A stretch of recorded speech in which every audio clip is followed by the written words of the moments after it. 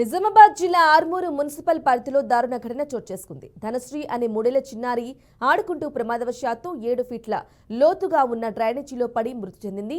పాప మృతికి మున్సిపల్ అధికారుల నిర్లక్ష్యమే కారణమని చిన్నారి తల్లిదండ్రులు, స్థానికులు ఆగ్రహం వ్యక్తం చేస్తున్నారు. ఎన్నిసార్లు డ్రైనేజీ సమస్య గురించి ఫిర్యాదు చేసినా మున్సిపల్ అధికారులు స్పందించలేదని మండిపడుతున్నారు. మున్సిపల్ అధికారులు డ్రైనేజీ సమస్యను పరిష్కరించి ఉంటే పాప ప్రాణాలు బ్రతికేవని తల్లిదండ్రులు విలపిస్తున్నారు.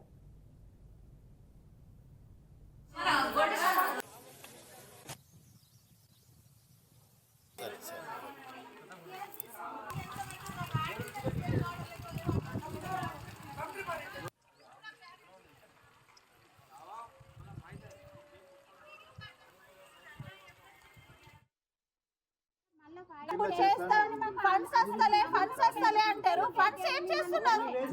ఇన్నేళ్ల నుంచి ఫండ్స్ ఏం చేస్తున్నారు? పిల్ల పడ్డది, ఇప్పుడు చనిపోయింది.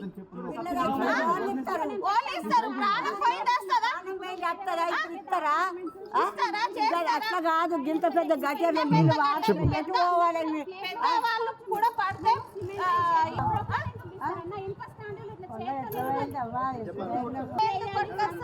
ఇప్పుడు మనం ట్యాప్ చేస్తే కవర్లు గిట్లా ఒక్కటి పడాయి.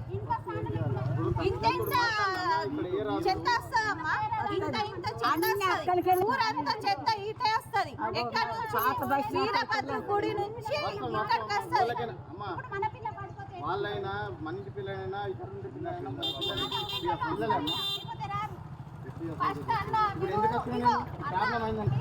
ఎవరెవరు రెస్పాన్సిబుల్ ఉంటారో అందరిని తీసుకెళ్తాను.